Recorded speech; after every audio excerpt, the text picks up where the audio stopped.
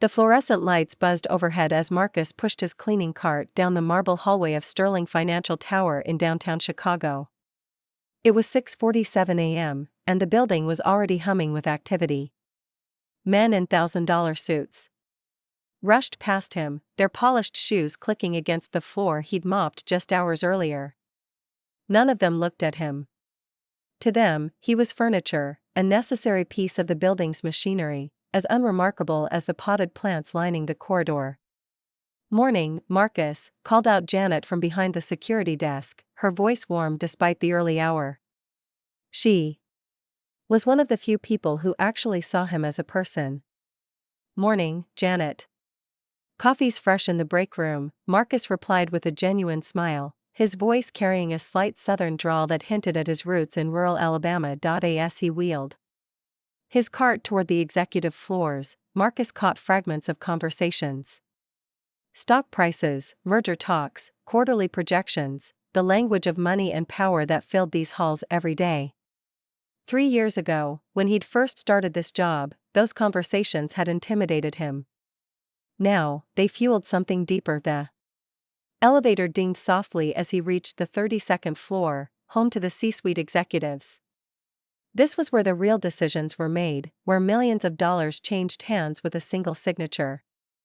Marcus had memorized every corner of this floor, every executive's habits, every discarded document that revealed the inner workings of high-stakes business. "You missed a spot there, janitor," sneered Brad Whitmore, a junior executive who couldn't have been older than 28.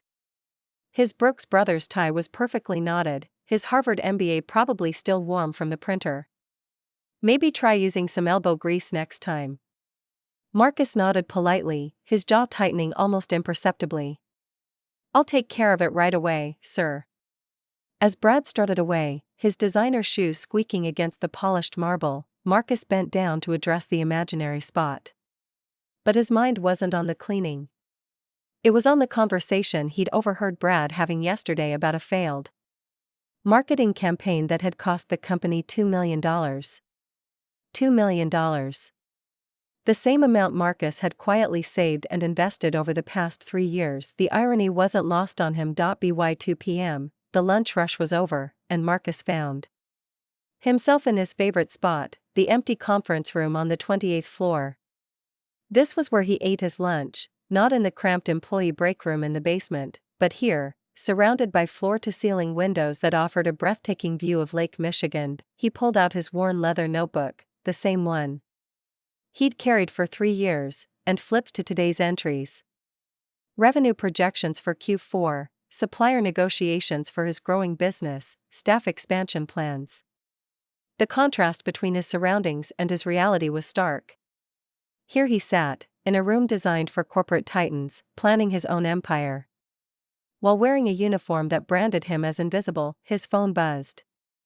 A text from his business partner, Derek: "Chicago location is exceeding projections by 30%. Ready to talk expansion?" Marcus allowed himself a small smile as he typed back, "Let's discuss tonight." The numbers looked promising. 3 years ago, Marcus had started his commercial cleaning company with a single van and a dream. While working as a janitor during the day, he'd spent his nights building something that no one, not even his wife Sarah, fully understood the scope of. What had started as a side hustle cleaning small office buildings had quietly grown into a multi-state operation with contracts worth millions. The beauty of it was the invisibility. Who suspects the janitor of running a competing business?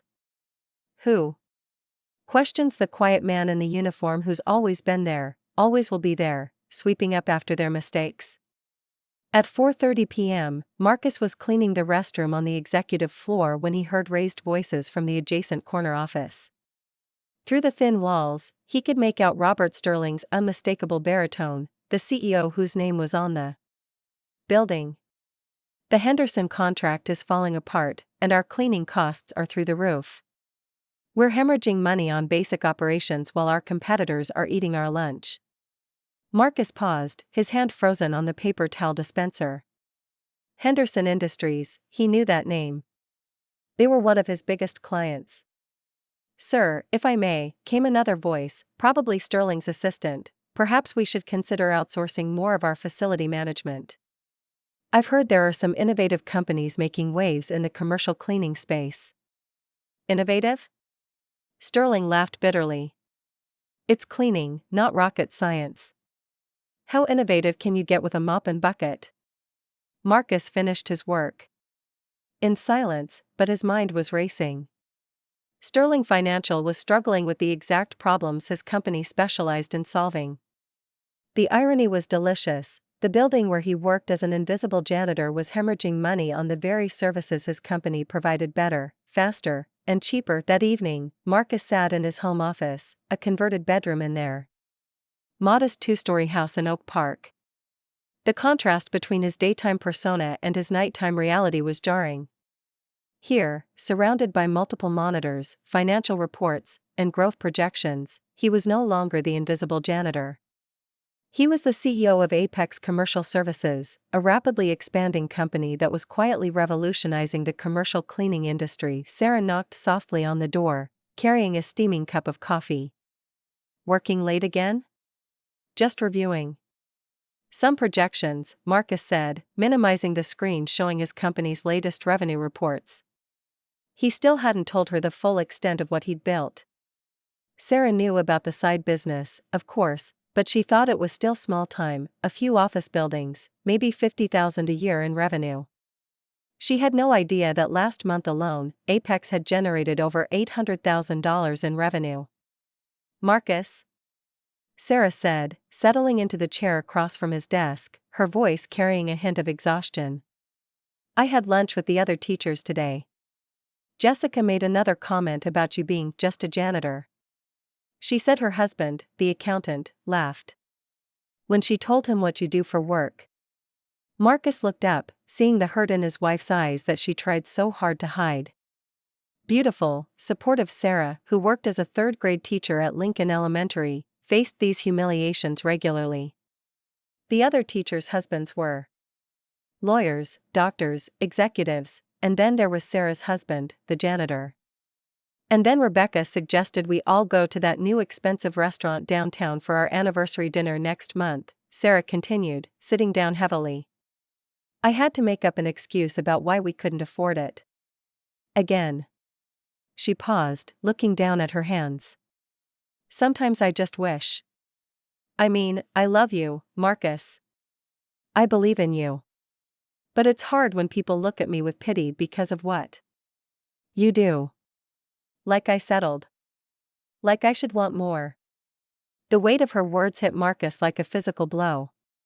While he'd been building his empire in secret, Sarah had been defending their life, defending him, facing the judgment and whispered comments of people who saw her as the teacher married to just the janitor. I'm sorry, he said, reaching across to squeeze her hand. Soon, things are going to change for us. I promise. She smiled, trusting as always despite the pain he could see behind her eyes. I know they will. I believe in you. I just hope it's soon, because I'm running out of excuses for why my husband is different from everyone else's. As Sarah headed to bed, Marcus returned to his screens. Derek had sent the preliminary reports from their West Coast expansion. The numbers were staggering. They were on track to hit 7 figures before the end of the year. 7 figures. From a man who started with a mop and a dream, his phone buzzed with a notification from his stock trading app. The investments he'd been making with his cleaning profits had grown substantially. While his coworkers complained about living paycheck to paycheck, Marcus had been quietly building a diversified portfolio that was now worth more than most people's annual salaries. The next morning brought the same routine, uniform on, cart loaded, invisible man ready for another day of being overlooked. But as Marcus pushed his cart through the lobby of Sterling Financial Tower, he carried with him a secret that grew heavier with each passing day. The weight of success, of vindication that was coming, of a revelation that would shatter every assumption the people in this building had ever made about the quiet janitor who cleaned up their messes. In his pocket, his phone buzzed with another message from Derek. The Sterling Financial opportunity is huge. When do we make our move? Marcus glanced around the lobby. at the people who walked past him as if he were invisible, and typed back, "Soon. Very soon." The invisible man was about to become impossible to ignore. 3 months later, the autumn wind whipped through downtown Chicago as Marcus pushed through the revolving doors of Sterling Financial Tower. The building felt different somehow, more tense, more desperate. The whispered conversations in the hallways had shifted from confident deal-making to worried damage control. "Did you hear about the Meridian account?" he overheard a marketing director telling her colleague as they waited for the elevator. "Lost it to some no-name cleaning company that somehow underbid us by 40% while promising better service." "How is that even possible?" Marcus kept his expression neutral as he wheeled his cart past them, but inside, he was smiling. Meridian Industries had been one of Sterling Financial's most prestigious facility management clients, and now they were one of Apex's crown jewels. The transition had been seamless, so seamless that Meridian's CEO had personally called to congratulate Marcus on the most professional service upgrade we've ever experienced. The elevator doors closed behind the worried executives, and Marcus caught his reflection in the polished brass. 3 years of this double life were starting to show. His shoulders were broader from the physical work, but his eyes held a sharpness that hadn't been there when he started. The quiet janitor was still there, but underneath, the CEO was growing stronger every day. His phone vibrated. A text from Sarah: "Dinner with my parents tonight. Don't forget. Dad wants to talk to you about finding a real career." Face with rolling eyes also, Mom invited the Johnsons. "You know how Mrs. Johnson loves to brag about her son, the investment banker." "Sorry. In advance." Marcus sighed. Sarah's father, Dr. Robert Chen, was a successful cardiologist who'd never hidden his disappointment in his daughter's choice of husband. Every family gathering included subtle digs about Marcus's limited potential and suggestions about community college courses that might help him better himself. But it wasn't just her father. Sarah's entire social circle seemed to view their marriage as a cautionary tale. The teacher who married beneath her station. Tonight would be different, though. Tonight, Marcus had made a decision. At 3 p.m., Marcus was restocking supplies in the janitorial closet when he heard commotion from the executive floor. Raised voices, slamming doors, the unmistakable sound of a company in crisis. He made his way toward the source, his cleaning cart providing perfect cover for eavesdropping. Robert Sterling's office door was ajar, and through it, Marcus could see the CEO pacing behind his massive oak desk, his usually perfect silver hair disheveled. "Gentlemen, we're bleeding money," Sterling was saying to a room full of executives. "Our facility management costs are 30% higher than our competitors, our client satisfaction scores are dropping, and we just lost 3 major accounts to companies I've never even heard of." Marcus recognized Brad Whitmore's voice. "Sir, maybe we should consider a complete overhaul of our operations. Bring in some fresh consultants." "Consultants?" Sterling's laugh was bitter. "We've spent $200,000 on consultants this year alone. What we need is results, not more PowerPoint presentations." "There is one option," came a voice Marcus didn't recognize. "I've been researching the companies that have been taking our clients. There's one in particular, Apex Commercial Services. They're not just cheaper, they're revolutionizing the entire industry. AI-driven scheduling, eco-friendly supplies, real-time quality monitoring. They're making us look like dinosaurs." Marcus's hand tightened on his mop handle. They were talking about his company. "Never heard of them," Sterling said dismissively. "Probably some fly-by-night operation that'll fold within a year." "Actually, sir," the voice continued, "they've been growing steadily for 3 years. Started local, now they're in 6 states. And their CEO." There was a pause, the sound of papers shuffling. "Marcus Johnson. Former Fortune 500 operations manager, MBA from Northwestern, speaks at industry conferences. The guy's a genius." Marcus nearly dropped his mop. The bio his PR team had created for him was impressive, but hearing it read aloud in Sterling's office felt surreal. The Marcus Johnson they were describing existed, but he wasn't the man in the janitor's uniform standing outside their door. That evening, Marcus sat in his home office, staring at the email that would change everything. Derek had forwarded him a request for proposal from Sterling Financial. They wanted Apex Commercial Services to bid on a comprehensive facility management contract. The same building where Marcus mopped floors every day wanted to hire his company. To replace their current services, the irony was so perfect it almost hurt. Sarah called from downstairs, "Marcus, we need to leave for dinner." He saved his work and headed downstairs, where Sarah was waiting by the door in a blue dress that made her look stunning. She smiled at him, but he could see the worry in her eyes. "You've been working so much lately," she said, adjusting his tie. "Dad's going to start in on you again about working too hard for too little money." "Maybe not tonight," Marcus said quietly. The drive to her parents' house in Lincoln Park was quiet, both of them lost in thought. Dr. Chen's house was everything their modest home wasn't: sprawling, expensive, a monument to success. Marcus had always felt small walking through those doors, but tonight was different. "Marcus." Dr. Chen's voice boomed as they entered the foyer. "Still pushing that mop, I see. You know, there's no shame in going back to school. I have connections at several community colleges, actually, Dad," Sarah interrupted. "Marcus has been building his cleaning business. It's doing really well." Dr. Chen's smile was patronizing. "That's wonderful, dear. Every small business starts somewhere." "What are we talking about, a few thousand a month? Maybe enough to supplement the janitor's salary?" Mrs. Johnson, their dinner guest, leaned forward with false sympathy. "Sarah, honey, you're still so young. It's not too late to reconsider your choices.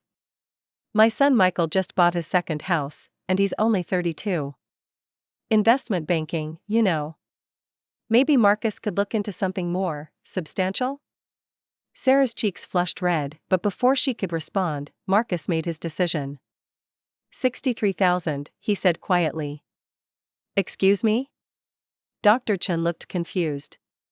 $63,000, Marcus repeated, his voice growing stronger. "That's what Apex Commercial Services generated in revenue last week." The room went silent. Sarah's mother froze in the doorway, serving tray in her hands. Dr. Chen's expression shifted from patronizing to confused to calculating. "Marcus," Sarah said slowly, "what are you saying?" He pulled out his phone and showed them the dashboard from his business management app. Revenue graphs climbing steadily upward, profit margins that would make any CEO jealous, expansion maps showing operations across 6 states. "I'm saying that the small cleaning business isn't small anymore," Marcus continued. "We'll hit 7 figures in revenue this year. We have 300 employees across 6 states. I haven't been building a side hustle, Sarah. I've been building an empire." Sarah sank into a chair, staring at the phone screen. "Marcus, how long have you?" 3 years, he said. "Every night after work, every weekend, every spare moment. While everyone saw a janitor, I was building something they couldn't imagine." Dr. Chen had recovered enough to lean forward, studying the numbers on Marcus's phone. This is legitimate? These numbers are real?" "More real than the Fortune 500 companies that are now calling us for partnerships," Marcus replied. "More real than the industry awards we've won. More real than the speaking engagements I've been turning down because I was too busy mopping floors during the day." The revelation hung in the air like smoke. Sarah was crying, tears of shock, pride, confusion all mixed together. Her mother had set down the serving tray and was openly staring at Marcus as if seeing him for the first time. "Why didn't you tell me?" Sarah whispered, tears flowing freely now, not just tears of shock, but tears of relief. "Do you know what I've been going through? The looks, the comments, the way people talk about us?" Marcus sat down beside her, taking her hands in his. "Because I needed to know it was real. Because I needed to know I could do it. And because He paused, looking around the room that had always made him feel inadequate, at the faces that had spent years making Sarah feel like she'd married a failure, because I wanted to wait until I could prove that the man you married wasn't settling for anything. That you weren't settling for anything. He turned to Mrs. Johnson, whose mouth was still hanging open. Your son Michael with his 2 houses? Apex Commercial Services generates more in a month than he probably makes in a year. And Sarah? He looked at his wife with pure love. Sarah stood by me when everyone else, including some people in this room, told her she deserved better. She believed in me when I was invisible to the world. That makes her the smartest person here. Dr. Chen was quiet for a long moment, then asked, what happens now? Marcus smiled, and for the first time in 3 years, it reached his eyes completely. Now? Now I quit my day job. The next morning, Marcus walked into Sterling Financial Tower for what he knew would be one of his last times as their janitor. But first, he had a proposal to write. Sterling Financial wanted to hire Apex Commercial Services, and Marcus Johnson, CEO, was going to give them a deal they couldn't refuse. The Invisible Man was about to make his most visible move yet.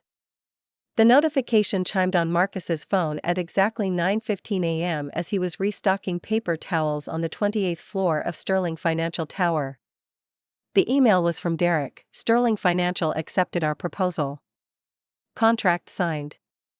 $2.40 million annually. You ready to do this? Marcus stared at the screen, the magnitude of the moment hitting him like a physical force. Sterling Financial, the company where he'd spent 3 years being invisible, had just agreed to pay his company $2.4 million a year to provide the exact services he'd been performing for minimum wage. He looked around the empty conference room, where he'd eaten countless lunches, dreaming of this moment. In exactly 1 week, Apex Commercial Services would take over all facility management for this building. And Marcus Johnson, CEO, would walk through these doors not as the ignored janitor, but as the head of a 7-figure company. His phone buzzed again. Sarah, still can't believe last night was real. I love you. We need to talk about what comes next. 3 days had passed since the revelation at her parents' house, and Sarah was still processing the truth. They'd talked for hours that night. Marcus explaining every detail of the past 3 years, the late nights, the secret meetings, the carefully hidden success. She'd been hurt that he'd kept it from her, but proud beyond words of what he'd accomplished. Marcus? Janet's voice from the security desk snapped him back to reality. You okay? You've been standing there for 10 minutes. He realized he was still holding the paper towels, frozen in the middle of restocking. Yeah, Janet. Just thinking. Well, think faster, she laughed. Mr. Sterling's got some big meeting today with executives from that cleaning company everyone's talking about. Apex something. Supposed to be some hotshot CEO coming in. Marcus nearly dropped the towels. Today? 2 o'clock. Building's buzzing about it. Apparently, this CEO guy is some kind of genius. Word is he started from nothing and built a multi-million-dollar empire. The American dream and all that. The irony was so thick Marcus could taste it. In 4 hours, he would be sitting across from Robert Sterling, not as the invisible janitor, but as the CEO Sterling had been desperate to meet. By 1:30 p.m., Marcus had changed into his best suit in the parking garage of the building across the street. The transformation was remarkable. Gone was the janitor's uniform, replaced by a charcoal gray Tom Ford suit that fit him perfectly. The man looking back at him in his car's rearview mirror bore little resemblance to the invisible figure. Who'd mopped these floors that morning? His phone rang. Derek. You sure about this, man? We could send me in, let you stay anonymous a little longer. No, Marcus said, adjusting his tie. It's time. At exactly 2 p.m., Marcus walked through the front doors of Sterling Financial Tower. But this time, he wasn't invisible. Janet looked up from the security desk, her eyes widening in confusion. Marcus? What are you? Why are you dressed like? He smiled at her, the first genuine smile he'd given in this building as himself. I'm here for the meeting with Mr. Sterling. But you're the janitor, Janet stammered. Actually, Marcus said gently, I'm the CEO of Apex Commercial Services. I'm here to discuss our new contract. Janet's mouth fell open. Behind her, other security guards had stopped what they were doing to stare.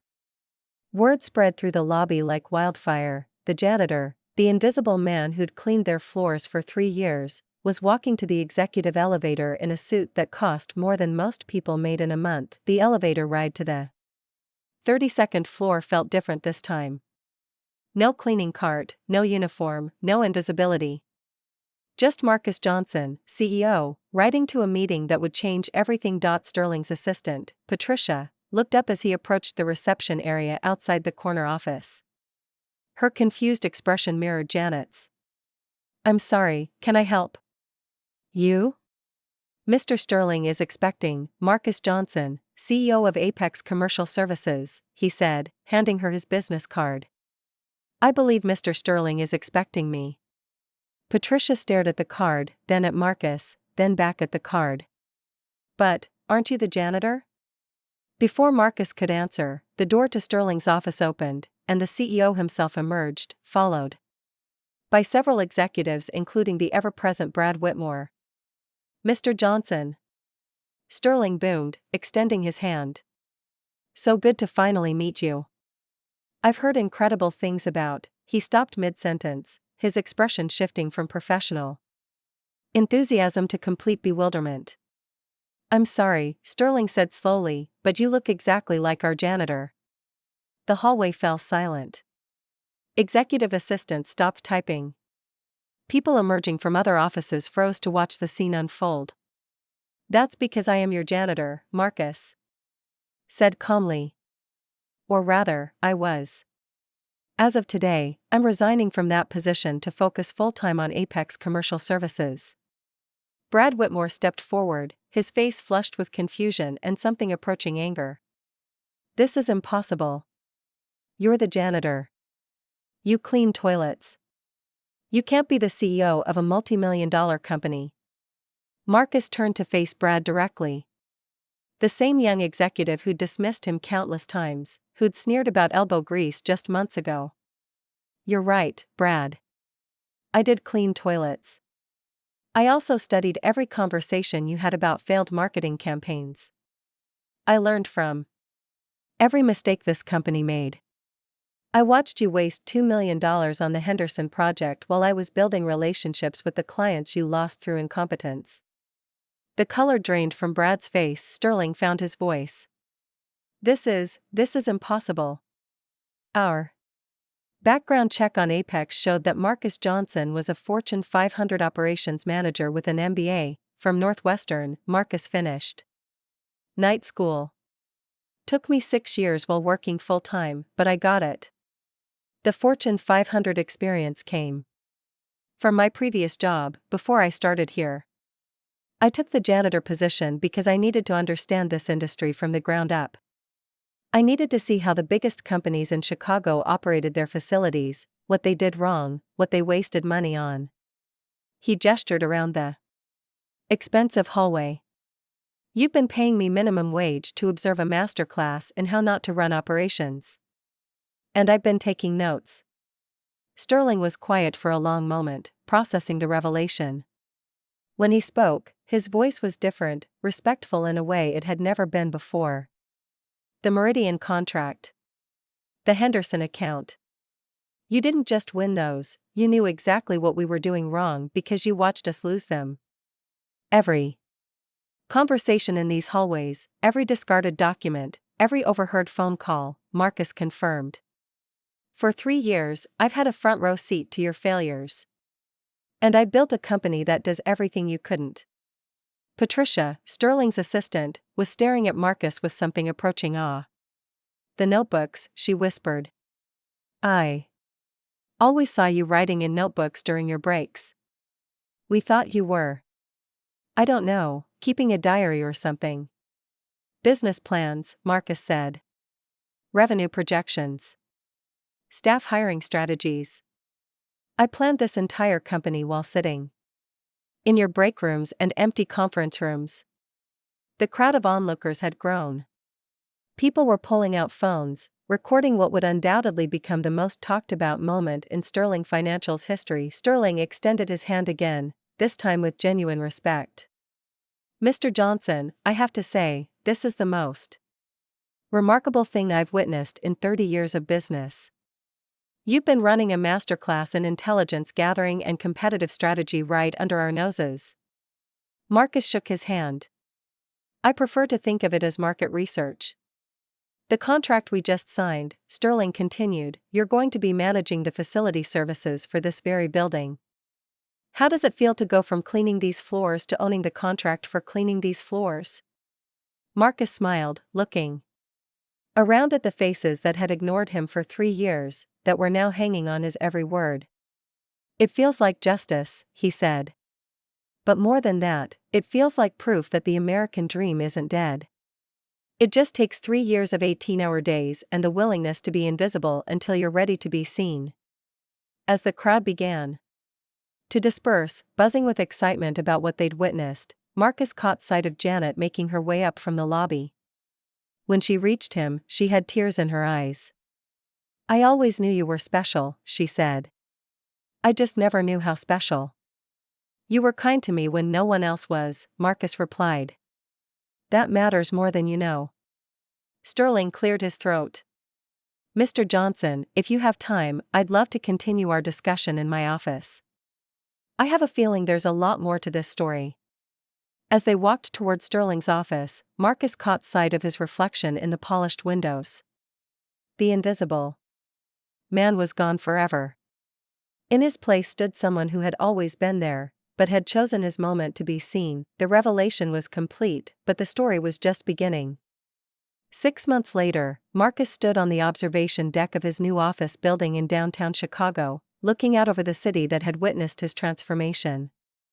The Marcus Johnson Building, as it was now called, rose 35 stories above the streets where he'd once pushed a cleaning cart. Invisible to the world that now sought his attention, the Wall Street Journal article was spread across his desk, the headline reading, From Janitor to CEO, The Incredible Rise of Marcus Johnson and Apex Commercial Services. The photo showed him in his office, confident and successful, but the caption mentioned the 3 years he'd spent conducting market research from within the industry, a polite way of saying he'd mopped floors while building an empire. His phone buzzed with another interview request, this one from 60 Minutes. The story had gone viral, inspiring millions and generating more business than Apex could handle. The company that had started with a single van now operated in 15 states with over 2,000 employees and annual revenue approaching $50 million. Sir? His assistant's voice came through the intercom. Mrs. Johnson is here. For lunch. Marcus smiled. After 6 months of adjustments, Sarah had fully embraced their new reality. She'd quit her job as a school teacher to manage Apex's charitable foundation, which focused on providing business education and startup funding for people in service industries. But more than that, she'd finally found peace after years of defending their choices to people who couldn't see past Marcus's uniform. Send her in, please. Sarah entered, radiant in a way she'd never been during their struggling years. Not because of the money, though the financial security was wonderful, but because she no longer had to endure the pitying looks and condescending comments about her husband's dead-end job.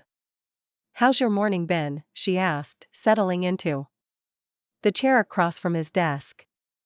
3 acquisition offers, 2 speaking engagements, and a documentary crew that wants to follow me around for a month, Marcus replied, shaking his head in amazement. Oh, and Mrs. Johnson called. Apparently, she's been telling everyone at the country club that she always knew you were special and that she encouraged our marriage from the beginning. Sarah laughed, a sound of pure joy that Marcus had missed during the years when she'd carried the burden of their secret. Yesterday, Jessica from school called to congratulate me and ask if you had any investment advice for her husband. The same woman who used to make jokes about me being married to just a janitor. How does it feel? Marcus asked. Like vindication, Sarah said. But mostly, it feels like I can finally breathe. Do you know what it was like, having people constantly question why I was with you? Having to defend our life, our choices, our future, when I didn't even know the whole truth myself? 3 acquisition offers, 2 speaking engagements, and a documentary crew that wants to follow me around for a month, Marcus replied, shaking his head in amazement. Sometimes I can't believe this is real. Believe it, Sarah said firmly. You earned every bit of this. Through the floor-to-ceiling windows, Marcus could see Sterling Financial Tower in the distance. The building where he'd spent 3 years invisible now housed one of Apex's most successful operations.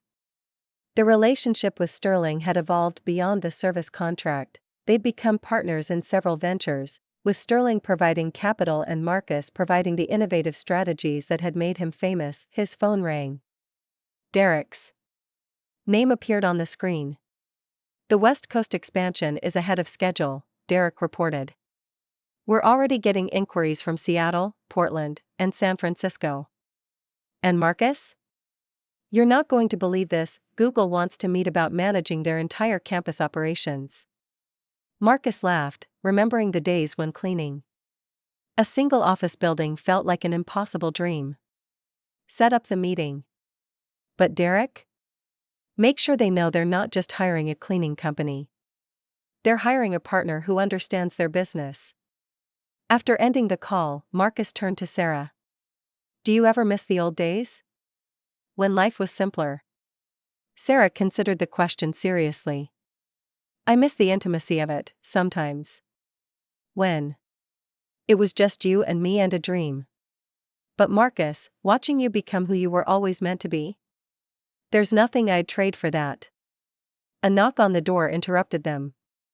Marcus's assistant entered with a young man in work clothing, paint-stained jeans, worn boots, the uniform of someone working hard for little recognition. Sir, this is James Rodriguez. He's been asking to meet with you.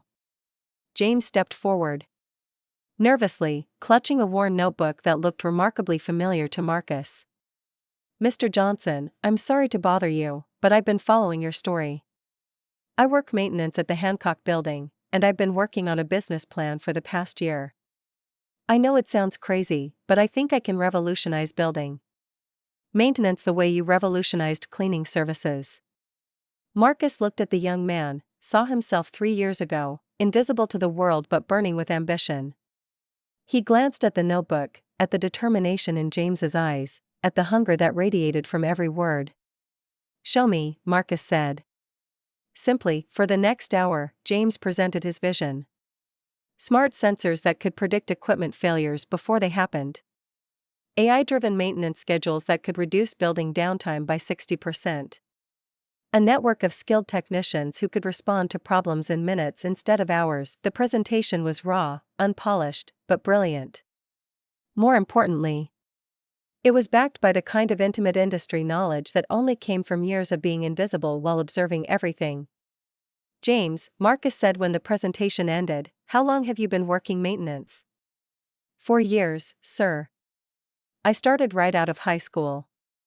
Everyone thinks I'm just the maintenance guy, but I've been studying every system in that building, learning how everything works, where the inefficiencies are. Marcus exchanged a look with Sarah, who was smiling knowingly. James, I'm going to make you an offer. Apex is launching a new division focused on predictive building maintenance. I want you to head it up. Full salary, equity stake, and complete autonomy to build it however you think it should be built. James's notebook fell to the floor. Sir, I don't have an MBA. I don't have connections or experience running a company, neither did I. Marcus interrupted. What you have is better. You have vision, you have intimate knowledge of the industry, and you have 4 years of being invisible while everyone else overlooked the solutions that were right in front of them. That evening, Marcus and Sarah hosted a dinner party at their new home in Lincoln Park, not far from her parents' house, but in a different universe in every way that mattered. The guest list included business leaders, politicians, and celebrities. But Marcus insisted on inviting the people who had seen him when he was invisible: Janet from Sterling Financial Security, Patricia from the executive floor.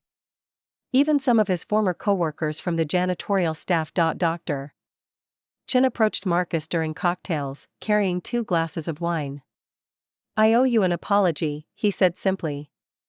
"I spent years looking down on you, never seeing who you really were." "You saw exactly what I wanted you to see," Marcus replied graciously. "I needed people to underestimate me. It was part of the strategy." "Still," Dr. Chin insisted, "I should have seen your potential." "Sarah did. She believed in you when no one else would." Marcus looked across the room at his wife, who was animatedly discussing the Foundation's latest projects with a group of philanthropists. "She saw something I hadn't even discovered in myself yet," he admitted.